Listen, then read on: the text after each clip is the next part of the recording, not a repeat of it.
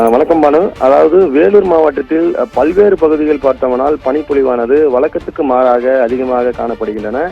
குறிப்பாக காட்பாடி அடுத்த லச்சேரி பகுதியில் அந்த குடியாத்தம் செல்லக்கூடிய சாலை முழுமையாகவே பனியில் முழுமையாக மூடியிருக்கின்றன. அந்த சாலைகள் எதிரே வரக்கூடிய வாகனங்கள் எதுவுமே தெரியாத அளவிற்கு மேகமூட்டங்கள் போல் சூழ்ந்திருக்கின்றன. இதனால் வாகனங்களே இயக்க முடியாத நிலை வாகன ஓட்டிகளுக்கு ஏற்பட்டிருக்கின்றன. குறிப்பாக அவர்கள் வாகனங்களை இயக்க வேண்டும் என்றால் முகப்பு விளக்குகளை எரிவிட்டால் மட்டுமே அவர்கள் வாகனங்களை இயக்க முடியும். அந்த முகப்பு விளக்குகளை எரியவிட்டவாறு தற்போது வாகனங்களும் அந்த சாலைகளில் தற்போது சென்று கொண்டிருக்கின்றது.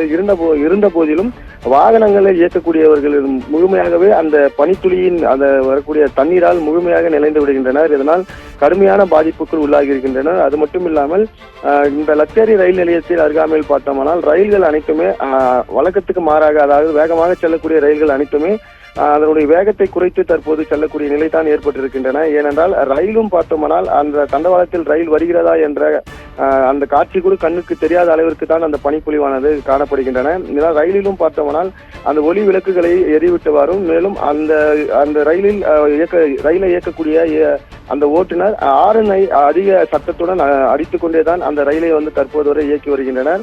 இந்த பனிப்பொழிவானது எப்போதும் இல்லாத அளவிற்கு தற்போது வேலூர் மாவட்டத்தில் அதிக அளவு காணப்படுகின்றன. குறிப்பாக இன்று 2025 ஆங்கில புத்தாண்டு காரணமாக பொதுமக்கள் இன்று காலை முதலே அவருடைய பணியை துவங்கியிருக்கின்றனர். துவங்குவதற்காக வெளியே வரும்போது தற்போது பார்த்தோம்னா இந்த பணியின் காரணமாக அவர்களுடைய இயல்பு வாழ்க்கை முற்றிலும் பாதிக்கப்பட்டிருக்கிறது என்று தெரிவிக்கலாம். ஏனென்றால் இந்த புத்தாண்டு காரணமாக அவர்கள் வெளியே கடைகளுக்கு சென்று இறைச்சி வாங்குவது மற்றும் பொருட்களை வாங்குவதற்கான அவர்கள் வெளியே வரக்கூடிய நிலையில தற்போது இந்த பனிப்பொழிவு முழுமையாக சூழ்ந்திருப்பதன் காரணமாக பொதுமக்களின் இயல்பு வாழ்க்கை முழுமையாக பாதிக்கப்பட்டிருக்கிறது. குறிப்பாக குழந்தைகள், பெரியவர்கள் இந்த பனிப்பொழிவின் காரணமாக அவர்களும் கடுமையாக பாதிக்கப்பட்டிருக்கின்றனர். இந்த பனிப்பொழிவை இதுவரை நாங்கள் இது போன்று பார்க்கவில்லை. அதாவது வேலூர் மாவட்டத்தை பொறுத்தவரை வெப்பம் அதிகமான நிறைந்த மாவட்டம்.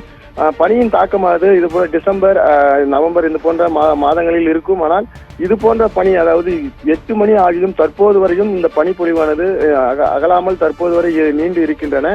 இந்த பனிப்பொழிவின் தாக்கத்தால் பொதுமக்களும் தற்போது கடுமையாக பாதிக்கப்பட்டு வருவதாகவும் பொதுமக்கள் தெரிவிக்கின்றனர். விவரங்களுக்கு நன்றி பிரேத்குமார்.